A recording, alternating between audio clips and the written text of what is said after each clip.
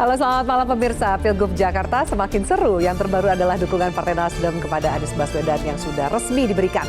Anies menjadi bakal calon gubernur yang sudah melengkapi batas minimum jumlah kursi DPRD untuk melenggang dalam kompetisi Jakarta 1. Namun belakangan muncul nama mantan rivalnya, Basuki Cahayapurnama alias Ahok, yang berada di urutan kedua terpaut 9% saja dari Anies dalam hasil survei elektabilitas calon gubernur Jakarta. Mungkinkah tarung ulang kedua mantan gubernur Jakarta ini kembali terjadi? Atau jangan-jangan ada kuda hitam yang muncul di menit terakhir jelang pendaftaran? Bersama saya Afiani Malik, inilah Panggung Demokrasi. Anies versus Ahok, tarung ulang di Jakarta.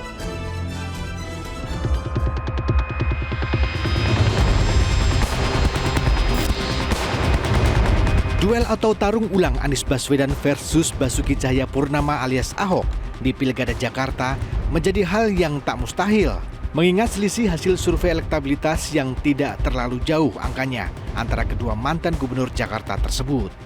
Sekjen PDIP Hasto Kristianto mengaku PDI Perjuangan masih belum menemukan calon kuat dari internalnya untuk diusung di Jakarta, termasuk nama besar Basuki Cahayapurnama alias Ahok. Jakarta kita cermati masih sangat dinamis. Justru berbagai wacana yang muncul saat ini, baik itu terkait dengan Pak Ahok, terkait dengan Pak Anies, termasuk kombinasi keduanya atau kemungkinan rivalitas di antara keduanya, atau munculnya figur baru seperti Pak Pramono Anung. Sementara itu, kembali munculnya nama Ahok di urutan kedua survei untuk Pilkada Jakarta tidak digubris oleh sang bakal calon gubernur petahana Anies Baswedan. Fokus saya ini pada warga Jakarta. Yang saya pikirkan tentang warga Jakarta. Bagaimana warga Jakarta merasa terlindungi, keluarga-keluarga anak-anaknya bisa sekolah, layanan kesehatannya baik, kesempatan kerjanya tersedia lebih luas, untuk usaha bagi rumah tangga di Jakarta lebih mudah. Jadi fokus kami di situ. Dan proses pilkada ini adalah tentang warga Jakarta, bukan tentang siapa yang berada di panggung. Partai Keadilan Sejahtera mengaku tak masalah jika Ahok akan kembali duel dengan Anies di Pilkada Jakarta 2024. Mengingat kondisi politik di Pilkada 2024 ini sangat berbeda dibanding pada saat Pilkada 2017 silam.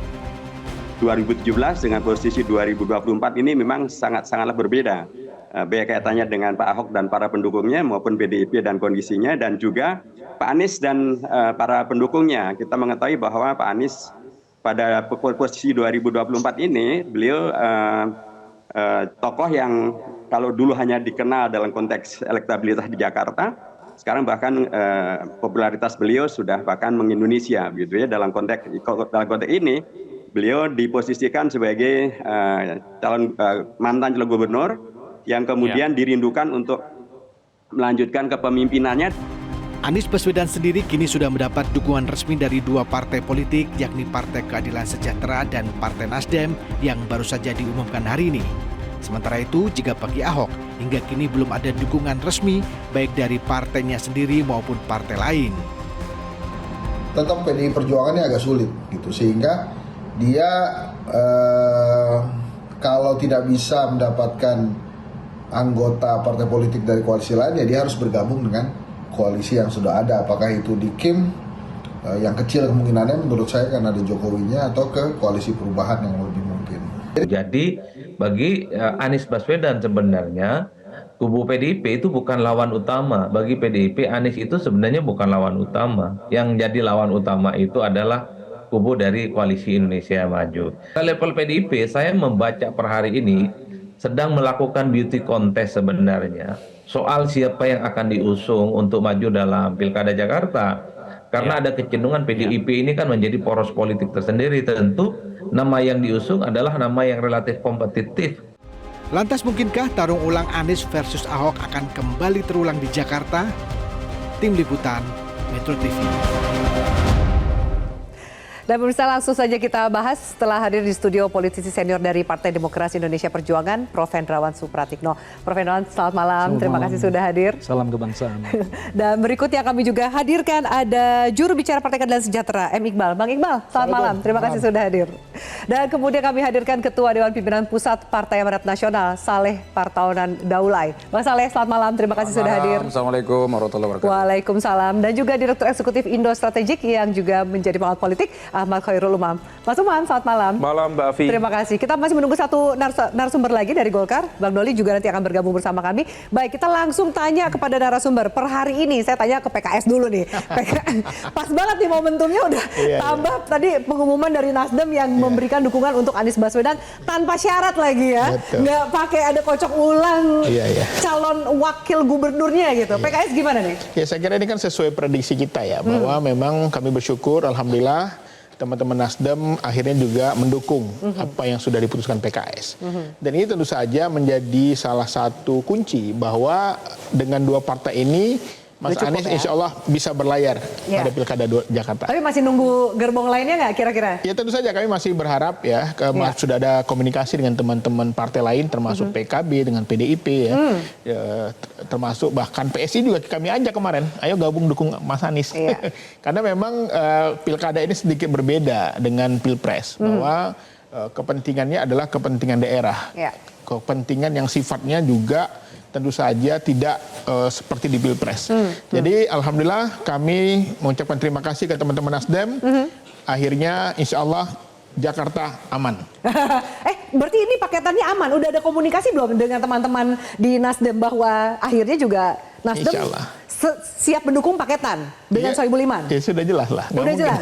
Kan tanpa syarat. Nggak ada tanpa syarat ya. Jadi Sohibul Iman juga udah approve gitu ya dari Nasdem. Termasuk juga PDIP sebenarnya. Prof, PDIP kan Mbak Puan sempat mengatakan Anies pilihan yang menarik gitu kan. Kapan akan bertemu dan lain. Tapi PDIP ini sebenarnya arahnya kemana ini? Karena jadi ada PDI Perjuangan masih terus mematangkan komunikasi dengan partai politik lain.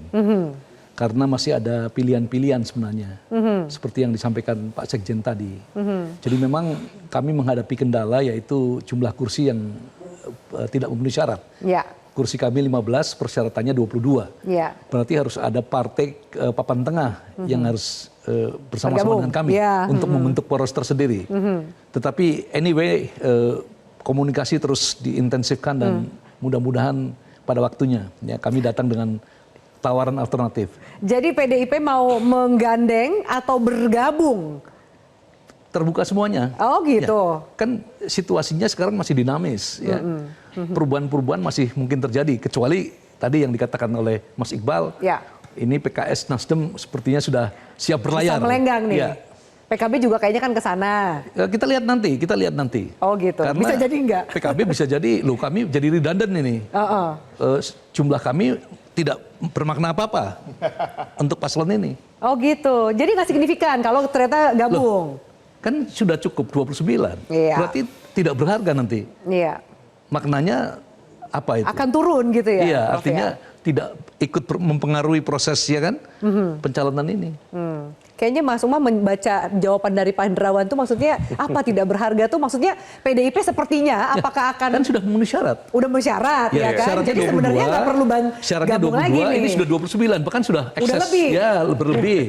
Nah terus buat apa ditambahin lagi? Iya, mending majuin calon sendiri ya kan Prof? Itu kalau dalam teori ekonomi mending gabung dengan PDIP gitu maksudnya. Itu redundant. Udahlah PKB minimal jangan gabunglah ke PDIP gitu kan. Kita bisa maju nih calonnya gimana. Bener nggak sih Mas Umam membaca tadi konteks dari statementnya Pak Prof Hendrawan? Iya, kalau misal konteks positioning PDIP memang dalam konteks Jakarta ya agak dilematis. Di satu sisi kita tahu PDIP memang tidak memiliki golden ticket dan di saat yang sama ada dilema. Di satu sisi kalau misal bergabung ke Kim, ada ego kekuasaan yang cukup besar, impact dari dinamika politik di 2024 kemarin.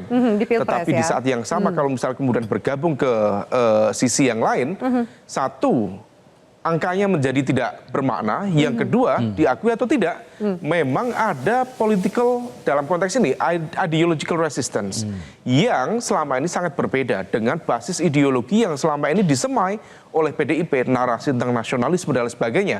Memang kalau misal bisa bergabung menjadi satu bersama dengan Anies Baswedan misalnya, itu akan terjadi peleburan secara ideologis yang cukup baik, dan itu narasi rekonsiliasi, narasi persatuan itu akan cukup positif. Tetapi di saat yang sama itu berpotensi kemudian mendegradasi basis pemilih loyal PDIP di Jakarta itu sendiri. Maka opsi bagi PDIP per hari ini antara menentukan, karena PDIP itu di Jakarta belum pernah menjadi makmum. Dia selalu menjadi imam dalam koalisi di Pilkada jadi Jakarta. pemimpinnya kan? Nah, jangan sampai kemudian ini menjadi makmum yang pertama, menjadi pengikut yang pertama di Pilkada Jakarta ini. Nah, opsinya hanya dua. Satu bergabung atau satu mencoba untuk melakukan komunikasi yang lebih intens. The only one choice adalah PKB. PKB per hari ini masih menunjukkan gelagat ada opsi untuk melakukan manuver. Karena kemarin argumennya kalau dengan aman, yang tadi sudah disebutkan Mas Iqbal, sudah aman. Dengan aman, maka basis ceruk pemilih loyal Anies dan juga PKS relatif sama. Jakarta Timur, kemudian Jakarta Selatan, Jakarta Pusat. Tetapi kalau misal ada ekspansi akan lebih positif. Nah, itu barangkali bisa kita baca sebagai celah bagi PKB untuk membuka ruang komunikasi. Kalau PDIP mau bergerak lebih agresif, cepat berkomunikasi, harusnya disambangi cepat supaya kemudian memungkinkan dibentuknya itu. Kapan ini? Tapi per hari ini PDIP tampaknya masih slow motion, gregetnya juga belum terlihat. Ada kejutan. Politik yang di belakang panggung ini sering lebih menarik loh. Oh gitu. Tapi boleh dong bocorin. Jadi kejutannya apakah benar bahwa ada diskusi yang lebih intens dengan PKB lah minimal? Ini kan ada asumsi Mas Umam misalnya KIM itu solid, ya kan? Itu asumsi apakah itu apa betul? Realitanya solid? Saya belum menyebut Kim tadi.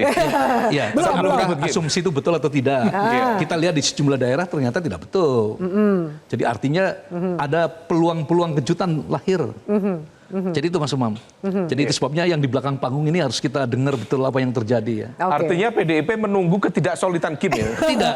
Artinya pilihan-pilihan politik ini masih terbuka. Masih luas. Tapi apakah kemudian memang Kim situasinya per hari ini tidak sesolid yang diklaim oleh Kim?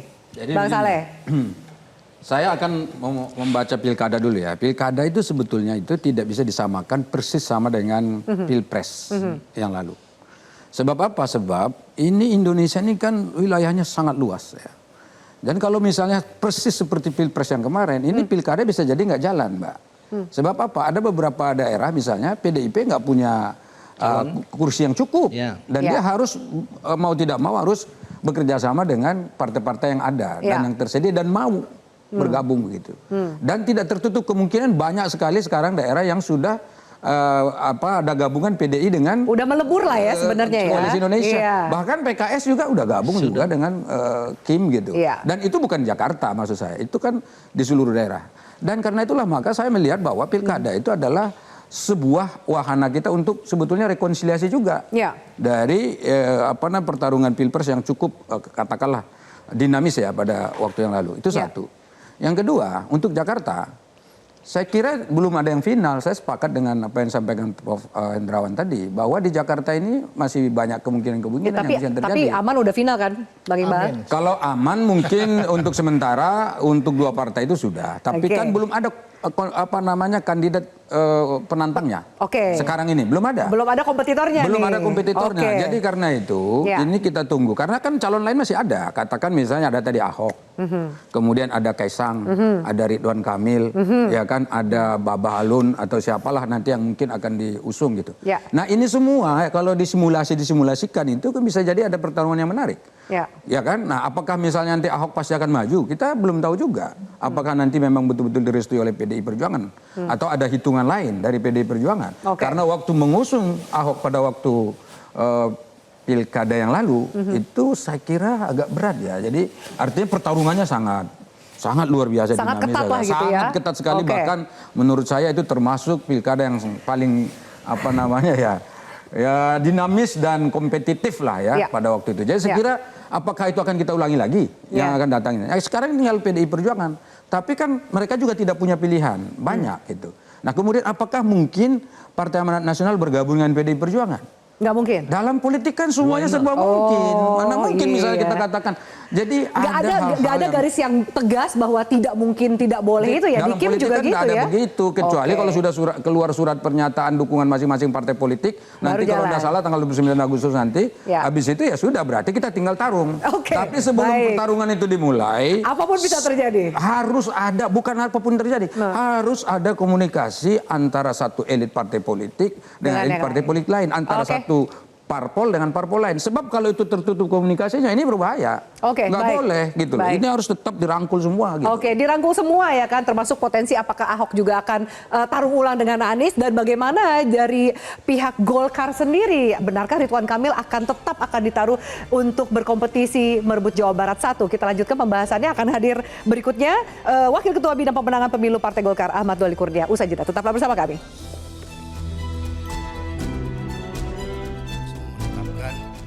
Bapak Anies Baswedan sebagai calon gubernur DKI Jakarta dari Partai Nasdem. Pak Anies juga diberi kebebasan sepenuhnya untuk menentukan siapa wakilnya dengan satu syarat.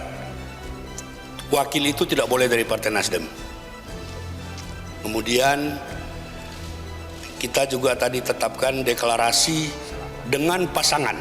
Ya, Pak Anies dengan pasangannya siapa nanti beliau akan jelaskan. Selambat-lambat di tanggal 22 Agustus 2024, tapi bisa lebih cepat.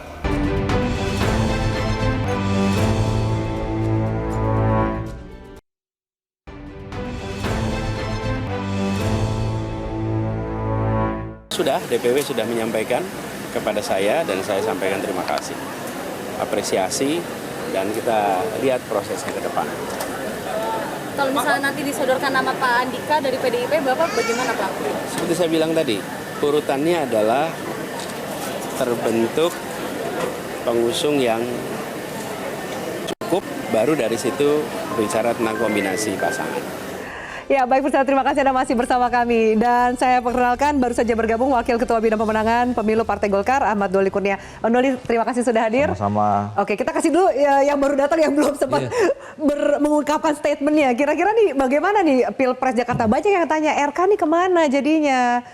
Kim nih bagaimana posisinya? Gitu, Mas Doli. Kalau ditanya positioning Golkar, sampai hari ini kami menganggap yang paling ideal untuk masyarakat Jawa Barat itu Ridwan Kamil yang akan dicalonkan di Jawa Barat. Ya. Dengan berbagai pertimbangan ya. Kalau tentu kan pertimbangan utama adalah kita melihat tokoh-tokoh yang mau kita dorong ini kan punya kebermanfaatan atau tidak di daerah itu. Ya. Nah, kemudian alasan utama yang pertama ini itu akan juga teruji, akan juga terkonfirmasi dengan survei. Kita lihat kalau bicara approval rating, Ridwan Kamil itu hampir 90%. Even di Capres kemarin juga nggak ada yang sampai 90% itu. Nah, juga surveinya dari 2 bulan ini itu selalu eskalatif dari berbagai survei sampai sekarang trennya yang terakhir 50,6. Nah, dibandingkan memang Ridwan Kamil itu pernah kita kasih surat tugas juga di Jakarta. Nah, sementara di Jakarta trennya menurun ya ketika nama-nama ya seperti Anies Baswedan, kemudian Ahok itu muncul. Nah, jadi sebetulnya ya hitungan rasional objektif saja peluang pertama kebutuhan, kalau kita tanya masyarakat lebih banyak memilih Ridwan Kamil di Jakarta atau Jawa Barat. Lebih banyak orang Jawa Barat menginginkan Ridwan Kamil kembali memilih Jawa Barat. Nah, tetapi juga yang kedua, kami juga kan sudah ada kesepahaman ya dengan teman-teman Koalisi Indonesia Maju bahwa sebisa mungkin kerjasama yang sudah dibangun selama ini mulai di Pilpres dan sudah punya success story gitu, udah teruji lah kebersamaannya kira-kira gitu. Ini kalau bisa dirawat terus kebersamaan ini sampai 5 tahun, terutama menghadapi pilkada. Tentu kita sebisa mungkin kalau bisa kerjasama ini dilanjutkan. Tapi juga kami juga paham ya bahwa konstelasi politik nasional itu nggak bisa dijiplak bulat-bulat di semua daerah. Karena daerah ini kan kulturnya berbeda, dinamikanya berbeda. Yang paling nyata adalah hasil pileknya juga beda. Nggak bisa kita lihat nasional itu bulat-bulat sama dengan untuk daerah gitu. Nah, ini yang membuat setiap partai politik juga pasti punya kalkulasi sendiri. Kan nggak mungkin ada orang berkompetisi tidak mau menang, tidak ada itu. Pasti semua partai politik ingin ikut masuk pilkada ya pengen menang. Menang itu kalau ada kadernya yang bagus, nah ini yang sekarang sedang kita ramu, komunikasi tetap kita jaga dengan teman-teman Kim. Tapi juga sambil kan kita menyampaikan ya, misalnya Ridwan Kamil itu sebenarnya ya kalau memang mau menang dan kita ingin menang sama-sama, gitu. Kenapa nggak di Jawa Barat? Nah Jakarta kita bicarakan kayak mana? Itu positioning Golkar per hari ini. Oke, jadi Jakarta masih akan dibicarakan gitu ya. Nah kalau kita lihat bahwa, kalau Kim masih saat ini masih mungkin belum bisa terbaca siapa gitu. Kalau Ahok gimana, Prof. Hendrawan? Karena kalau kita lihat dari Litbang Kompas terakhir kan jaraknya bisa dikatakan 9%. Ahok itu udah di urutan kedua loh, RK ada di urutan ketiga gitu. Masih tipis. Sedikit menambahkan apa yang disampaikan Pak Doli. Jadi setiap partai politik ini bukan saja ingin menciptakan kemenangan, tetapi rangkaian kemenangan. Jadi 2024 menang, sudah memproyeksikan 2029. Jadi kalau Pak Ridwan Kamil dikeluarkan dari Jawa Barat, berarti 2029 kemungkinan Golkar di Jawa Barat agak berdarah-darah. Jadi ini rangkaian kemenangan. Jadi harus rangkaian kemenangan. RK itu Jawa Barat gitu. Nah, mengenai persoalan Ahok, ya memang belakangan ini potensinya lebih besar. Pertama surveinya cukup bagus. Kedua dia masuk DPP. Ya, kemudian yang ketiga setelah sekolah di Makobrimob pembawaannya lebih kalem gitu ya. Lebih dijaga. Dan yang menarik banyak orang rindu Ahok. Mengapa demikian? Karena ternyata mereka lihat apa tolak ukurnya banyak orang rindu Ahok? Jadi gini, di survei ternyata juga begitu respondennya. Jadi mereka melihat loh, sungai-sungai kok masih lebih bersih yang dulu ya, jalan-jalan lebih tertib yang dulu ya. Jadi saya dulu zaman Pak Anies. Maksudnya zaman Pak Ahok. Ini hari ini ada Pak Heru juga loh. Ini udah mulai kampanye. Bukan. Jadi itu sebabnya saya mengatakan potensinya membesar. Tetapi apakah PDI Perjuangan pada akhirnya memutuskan Ahok? Belum tentu. Tidak ada kejutan nanti. Itu sebabnya tunggu tanggal mainnya. Udah ada kejutan ini. Ya, tunggu tanggal mainnya karena apa? Sekali lagi seperti yang dikatakan Pak Doli, Pak Saleh tadi, ya ini komunikasinya terus berkembang terus, semakin mendalam, semakin detail. Tidak ada partai yang ingin redundant. Tidak ada partai yang jumlah kursinya menjadi tidak bermakna. Itu sebabnya partai-partai itu tidak mau jadi ban serep. Juga ingin memberi warna dalam perhelatan di Jakarta ini. Jadi signifikan itu Jakarta dan Ahok minimal masih jadi radar yang ada di PDIP. Loh, surveinya kan naik. Pokoknya suara yang di bawah itu pasti akan kami agregasi ya untuk menjadi putusan partai.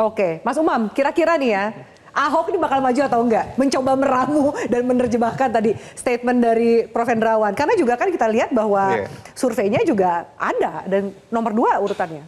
Ya, kalau potensi tentu ada potensi kemungkinan itu. Tapi tampaknya sekali lagi PDIP masih wait and see. Karena bagaimanapun juga kalkulasinya cukup kompleks. Termasuk juga di Kim. Artinya kalau misal Kim sendiri belum clear, kemudian PDIP belum clear, ini momentum yang sangat baik bagi Anies Baswedan untuk melakukan konsolidasi kekuatan di basis pemilihnya masing-masing. Tetapi di saat yang sama, misalnya kita runut satu persatu, Kim sendiri. Misal Bang Doli memang termasuk yang cukup istiqomah ya, konsisten untuk mendorong Pak Ridwan Kamil berada di tetap Jawa Barat. Meskipun Pak RK sendiri berharap betul di Jakarta, di Jakarta kah? Oh ya? Nah, buktinya dia pasang OTW itu Jakarta, kemudian dalam berbagai kesempatan. Itu iklan katanya. Apapun namanya, tetapi konsekuensi politiknya kan cukup clear. Ya, itu secara simbolik, komunikasi publik itu sangat clear. Dan di saat yang sama, sebenarnya survei tadi itu angka yang sifatnya generik ya. Itu bukan instrumen survei yang dipasang dengan basis deklarasi yang clear bahwa ini akan maju sebagai gubernur, ini maju sebagai gubernur. Kalau misal kemudian misalnya Ridwan Kamil sudah clear diletakkan dalam kapasitas sebagai calon gubernur, barangkali angkanya juga akan melebihi dari angka yang ada kemarin. Artinya bahwa ini adalah bagian dari observasi awal. Nah, kemudian di saat yang sama kalau misal Pak Ahok basis pemilihnya cukup kuat dan diakui atau tidak PDIP juga memiliki akar yang cukup memadai di Jakarta Barat, kemudian Jakarta Utara dan beberapa titik yang menyebar ya termasuk let's say Jakarta Selatan juga. Tetapi juga di saat yang sama juga harus dihitung betul apakah kemudian konsolidasi kekuatan itu bisa menghadirkan mesin yang efektif untuk memenangkan pertarungan atau sekedar untuk meramaikan saja. Ya. Karena diakui atau enggak ya, di 2017 kontroversi yang tadi dalam bahasanya Bang Saleh itu sangat menguras emosi. Ya. Dan ini bukan dipersalahkan pada satu pihak, kepada Pak Ahok saja atau kepada waktu itu rival terberatnya adalah Mas Anies saja. Ya. Polarisasi itu dua sisi yang Residunya sama. polarisasi ini kalau ternyata Ahok maju akan terulang lagi nggak? Akan terjadi lagi nggak dalam taruh ulang ini? Memiliki potensi yang sama. Karena memang Pak Ahok pola komunikasinya kalau tadi versi Pak Prof. Hendrawan agak kalem. mengatakan sudah berubah ya. Ya memang sudah berubah meskipun sedikit gitu. Tapi kalau lihat ekspresi wajahnya Pak Ahok gitu, itu memang nah seperti itu. Artinya apa? Ada satu hal positif bahwa kemampuan beliau mengkonsolidasikan basis sentimen pendukungnya memang cukup solid, tetapi di saat yang sama resistensi politik yang mudah ditimbulkan juga menjadi cukup signifikan. Nah ini yang kemudian perlu dihitung. Saya juga bisa memahami bahwa PDIP tentu ingin menciptakan momentum yang baik, tetapi juga bukan hanya sebagai meramaikan saja, tetapi tadi menciptakan rangkaian kemenangan itu. Meskipun dalam situasi yang per hari ini rasanya agak sulit bagi PDIP untuk menentukan itu. Oke, kalau kemudian nama Kaesang, kalau saya lihat nih ya kan, PAN juga getol banget nih ya kan, jodohin ya anak ketua umum ditanya nih sama Kaesang. Gimana itu? Bahwa benar PAN masih akan mendorong Kaesang Jakarta? Jadi kan sekarang masih ada simulasi-simulasi yang dilakukan. Untuk di Kim saja kan sebenarnya untuk sekarang ini belum ada yang fix, misalnya pasangan yang bulat untuk didorong oleh Kim gitu. Nah karena itu maka ya kemungkinan-kemungkinan yang ada tetap kita buka. Jadi kalau ditanya mengapa PAN mendorong misalnya Zita Anjani. Zita Anjani ini adalah wakil ketua DPRD DKI. Dan ini sekarang terpilih lagi. Dan sudah terbukti juga misalnya dia mampu menjadi pimpinan di DKI itu. Nah karena itu ya kita dorong. Nah tadi saya sepakat bahwa hampir semua partai politik pasti ingin ada kadernya yang didorong. Itu kan masuk akal saja. Nah apakah nanti di ujung ini tetap bisa misalnya kita dorong berdasarkan hasil simulasi dan survei-survei yang ada. Ya kita tunggu, ini kan masih ada waktu. Ini simulasinya kan belum selesai. Tapi Kaesangnya tetap akan didorong oleh PAN? Ya ada Kaesang, ada Ridwan Kamil. Sejujurnya kalau dari awal itu kan sebelum Kaesang ini didorong muncul gitu, kita kan sebenarnya Ridwan Kamil. Oh gitu. Pinginnya tapi kan Golkarnya nggak ngasih. Ya kan Golkar kan belum final juga. Kalau ditanya kan tadi katanya bukan Golkar. Kalau saya ulang apa yang disampaikan Bang Doli. Berdasarkan keinginan masyarakat, Ridwan Kamil maunya di Jawa Barat saja gitu kan. Kemudian peluang menangnya di Jawa Barat kan itu. Nah, ya udah masyarakat apalagi yang ditunggu. Sekarang kalau misalnya nanti kita di Koalisi Indonesia Maju melihat ada urgensi yang sangat penting, misalnya Ridwan Kamil kembali ke Jakarta, ya tentu kita akan hitung itu juga. Dan mungkin bisa jadi Golkar berubah. Atau ada perubahan politik, misalnya peta politik di Jakarta yang harus memungkinkan misalnya Ridwan Kamil maju di sini. Atau Kaesang tuh nggak mungkin maju di Jakarta, tapi di Jawa Tengah. Jadi kan ini peluang-peluang ini masih ada. Jadi jangan sampai ada kesimpulan dulu di atas meja ini. Tapi kalau dari ekspresinya Bang Doli kayaknya kemungkinan itu kecil deh. Ya nggak sih? Sebenarnya Ridwan Kamil ini punya Golkar atau punya Kim sih? Punya Golkar sekaligus karena Golkar bagian dari Kim ya punya Kim juga. Punya Kim juga. Dan bukan hanya Kim, sebentar saya tambah sedikit lagi. Selain punya Kim juga punya rakyat, punya bangsa ini. Jadi setiap kita ini walaupun ada partai-partai politik ya kita tetap ada menyatu dengan masyarakat. Begitu loh. Makanya tadi disebut masyarakat ingin seperti ini. Jadi kan dari masyarakat. Tapi hati-hati juga jangan-jangan mendorong Ridwan Kamil karena ada yang mau di sana juga. Jadi kan maksudnya karena ada yang mau dorong lain-lain. Ada yang mau di Jawa Barat juga kan bisa jadi begitu. Tapi kami senang kali kalau Pak RK bisa maju di Jakarta ya. Artinya kita juga dinamis lah ya. Karena kan kita Mas Anies juga perlu diuji juga gitu bahwa memang apakah beliau masih populer, masih elektronisnya tinggi sehingga semakin lawannya kuat itu akan menunjukkan kelasnya. Karena kami beberapa kali memenangkan pilkada di Jakarta ini tentu saja memang nggak mudah. Kenapa? Karena ini memerlukan sebuah pemilih rasional ya. Mereka pasti juga semakin banyak calon ya kita senang aja. Kira-kira gitu. Jadi kata Pak Iqbal tadi jangan sampai ini kita dorong Ridwan Kamil di Jakarta karena ada orang mau ambil di Jakarta. Karena ada yang mau dorong yang lain. Jangan-jangan justru ini PKS yang takut kalau Ridwan Kamil maju di Jakarta. Jadi ini kan masih berarti kan masih dihitung gitu loh. Jadi gimana? Ridwan Kamil gimana? Enggak, jadi saya kira kan itu menunjukkan bahwa berbagai kemungkinan masih bisa terjadi. Dengan beberapa asumsi dan isu-isu yang tadi itu ya. Nah, tapi Gini, kembali ke Jakarta, menurut saya bagus. Saya yang sebetulnya termasuk mendorong, kita ini jangan juga terpaku fokus pada satu dua nama aja, gitu loh, ya kan? Oke, dulu sebulan, 2 bulan yang lalu isunya Ridwan Kamil. Begitu nama muncul ini, kita sekarang fokus ke Anies segala macam. Makanya saya setuju aja kalau misalnya PAN memunculkan nama tadi siapa, Ibu apa? Ibu Sita. Kemudian mungkin ada Eko Patrio. Saya udah bilang di Gerindra itu ada Ariza Patria. Ariza Patria kan udah. Iya nggak? Oh ini sebelum, ini kan baru kemarin nih. Wakil gubernur. Tapi kan bisa berubah juga. Kan gitu kan? Belum selesai. Wakil gubernur, ketua DPD Gerindra Jakarta, luar biasa loh itu, ya kan? Kemudian ada Budi Jiwandono yang pernah dulu disebut, ada Bu Saras gitu. Jadi buka aja dulu semua opsi, mumpung 30-an hari ini, kita masih punya kesempatan untuk mengeksersis, melakukan simulasi berbagai kemungkinan. Oke, baik. Kita harus jeda dulu, kita akan sambung termasuk, jadi akan ada berapa poros atau berapa calon yang akan berkompetisi merebut Jakarta 1. 2 calon, 3 calon, 2 poros, 3 poros. Kita lanjutkan pembahasannya usai jeda. Tetap bersama kami.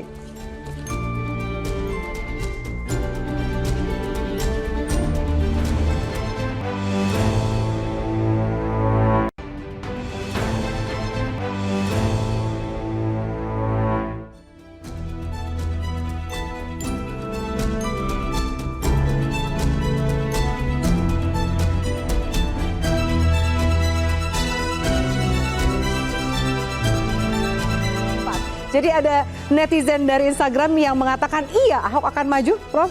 58%, 40% mengatakan tidak, tapi di aplikasi X yang mengatakan tidak 53%, yang mengatakan iya 47%. Nah, hampir mirip lah. Ini masih kurang lebih, masih diolah terus lah ya oleh PDIP ya.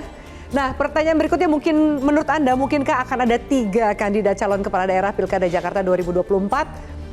Yang aplikasi X ini 50-50, jadi masih belum tahu apakah mungkin akan ada 2 atau 3 kandidat. Sementara netizen di Instagram mengatakan iya, jadi kemungkinan besar akan ada 3 kandidat di Pilkada Jakarta. 74% mengatakan iya dan 26% mengatakan tidak. Mas Umam membaca ini kira-kira akan ada berapa poros? Oh, satu lagi, sorry, saya bacakan satu lagi. Menurut Anda mungkin... Oke, baik. Sudah selesai, kira-kira akan ada berapa poros sih kalau mengingat ya semua politisi ini mengatakan masih dinamis, masih dikomunikasikan. Tapi kan ujungnya akan lebih baik ketika masyarakat mendapatkan pilihan mereka lebih dulu, Mas Umam. Iya, betul.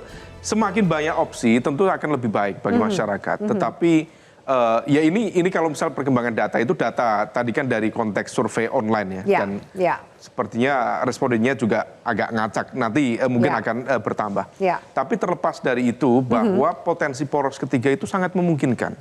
Terutama bagi posisi yang sekarang belum clear, yaitu PDIP dan PKB. Jadi poros 3 itu kemungkinan besar siapa aja? Kemungkinan 2 itu, karena PKB memiliki sekitar 10 kursi, kemudian PDIP memiliki 15 kursi, dan itu sudah cukup memenuhi syarat 20% di Jakarta.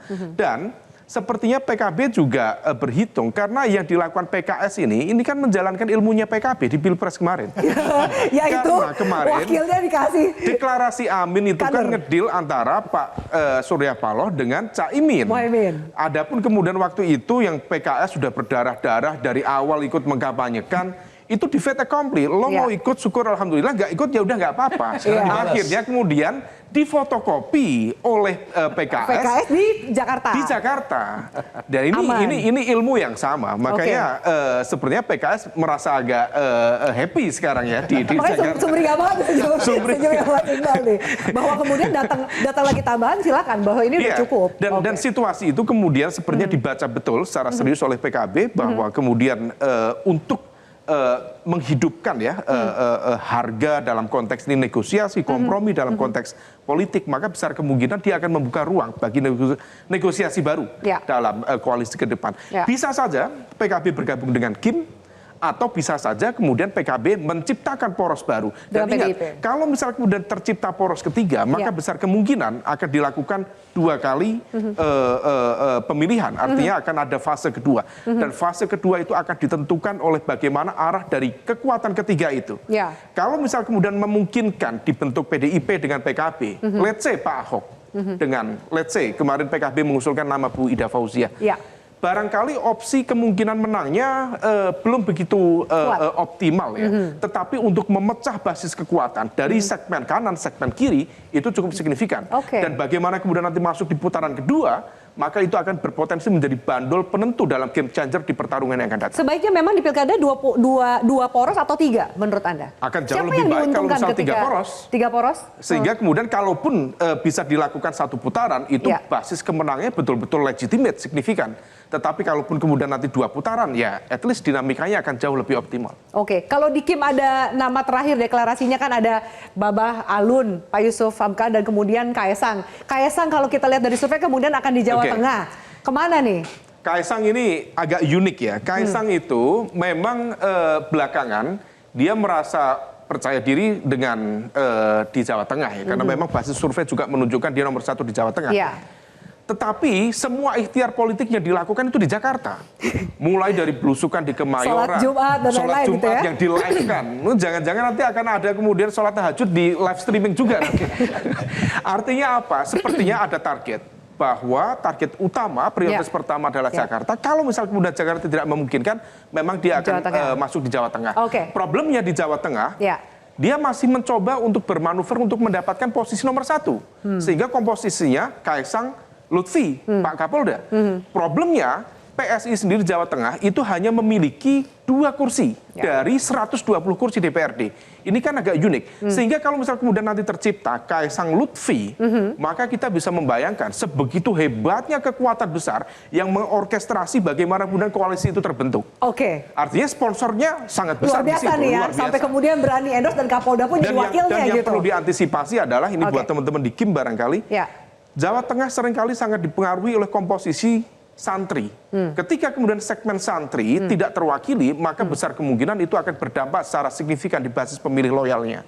Nah, maka representasi baik itu dari PKB, dari NU, meskipun kita tahu Pak Lutfi itu juga memiliki background yang cukup erat dengan Nahdlatul Ulama, tetapi secara struktural basis komunikasi relatif tidak memiliki kaitan yang langsung dengan basis pemilih Nahdliyin di Jawa Tengah. Baik, Bang Doli, kalau kemudian kemarin sudah deklarasi Ka'bah, Kaesang, Babah Alun gitu. Nah, kalau ini berarti ini udah paketan hampir jadi atau gimana tuh posisinya? Kalau kemudian Kaesang sepertinya lirik-lirik juga soal Jawa Tengah dan potensi kemenangannya.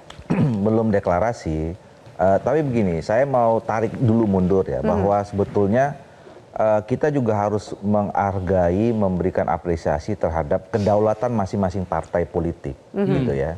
Jadi makanya kemarin itu sebetulnya kan Ketua Umum kami mengatakan, kalau Mas Kaesang berkeinginan maju di Jakarta, ya kami sudah menyiapkan calonnya yang kira-kira cocok lah kira-kira untuk memimpin Jakarta. Jadi komposisi antara muda dengan senior yang sudah berpengalaman dan segala macam gitu ya. Kalau seandainya, nah itu menandakan bahwa sebetulnya kami menunggu. Kan kita nggak tahu nih PSI ini. PSI ini mau atau Pak Kaesangnya mau kemana? Mau Jakarta atau kemudian mau di Jawa Tengah gitu. Nah jadi saya kira itu semua depend on dari masing-masing partai politik mau mengusung siapa. Nah jadi kita ini masih punya waktu sebetulnya, terutama daerah-daerah yang strategis kayak Jakarta, Jawa Barat, kemudian Jawa Tengah gitu ya.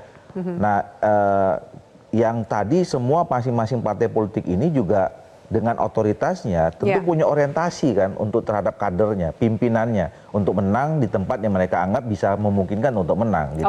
Nah, jadi sekarang kita buka aja dulu, masih ada seperti itu. Jadi kalau misalnya kembali ditanya soal apa namanya Kaesang Babah Alun, itu kalau seandainya.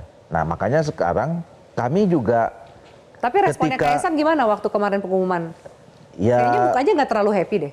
Ya makanya kita kan nggak tahu hatinya Kaesang. Nah ternyata dimunculkannya nama Babah Alun ini menurut kami ya, pencermatan kami, ini reaksi publik juga ada yang positif.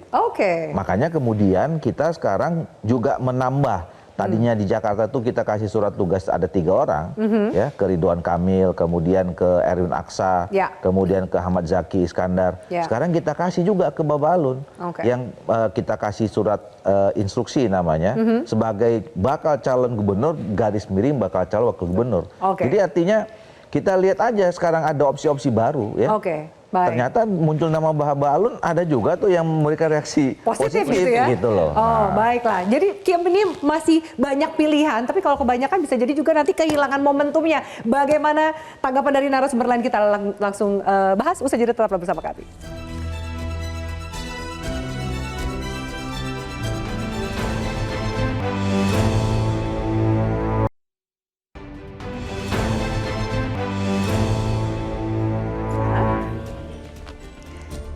Baik, pemirsa, kita lanjutkan. Dari PDIP, katanya ada kejutan bergabung dengan siapa dan segala macam. Kapan kejutannya? Ini kan jelang pendaftaran, waktu akan berjalan terus nih, Prof.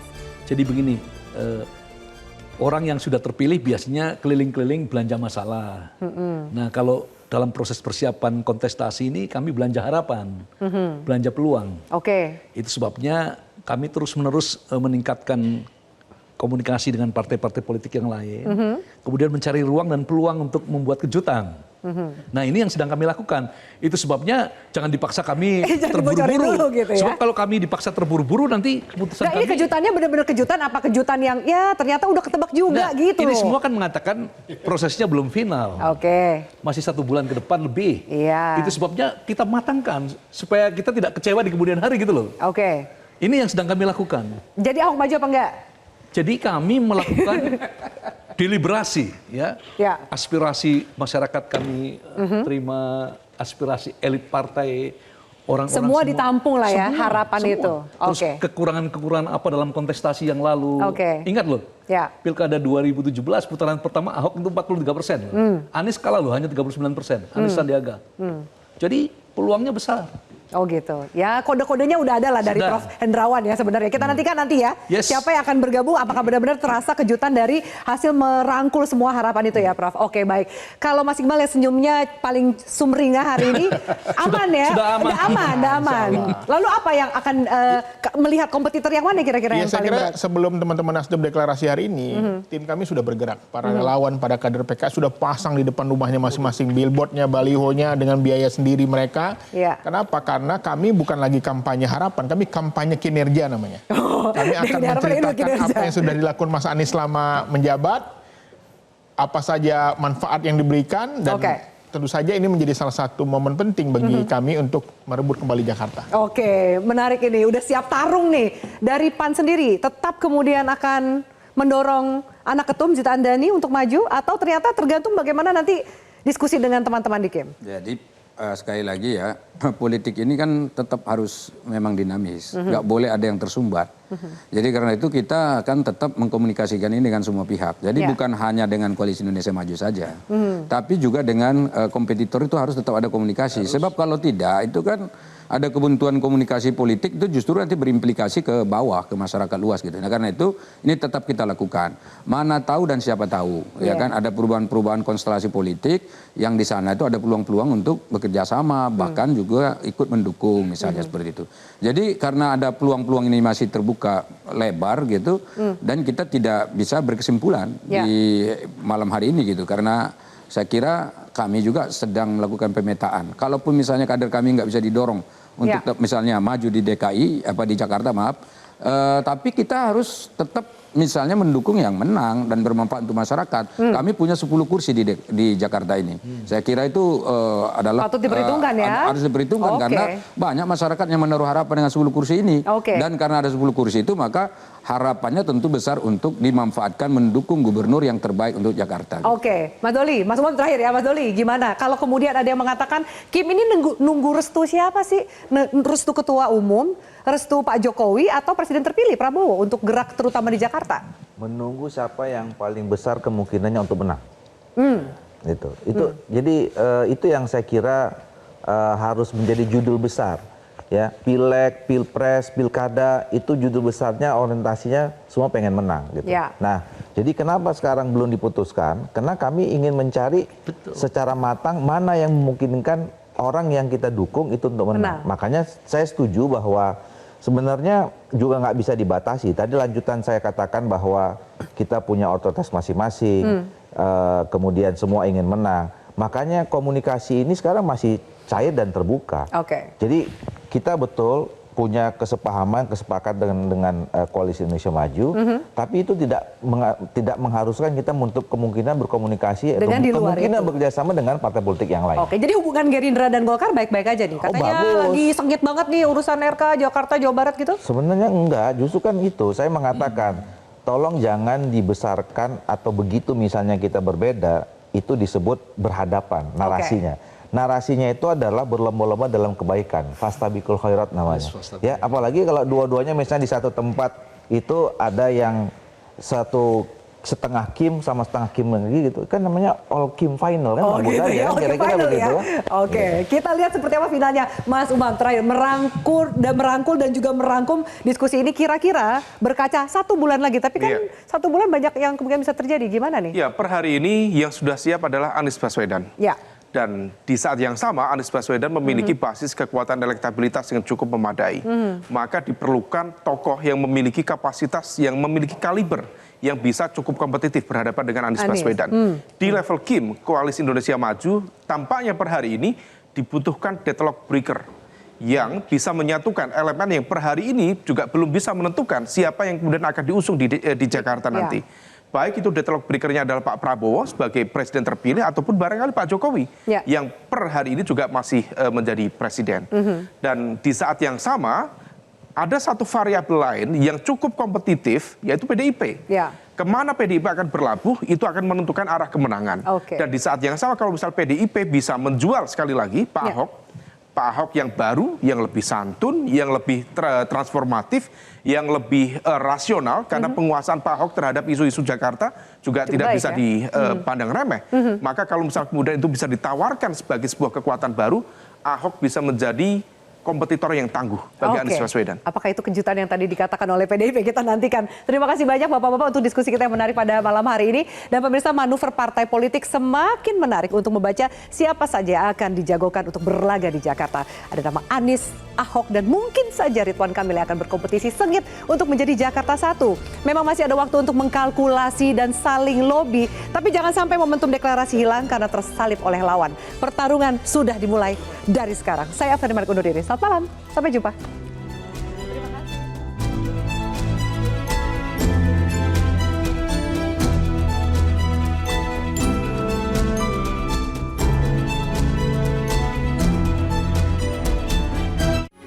Metro TV.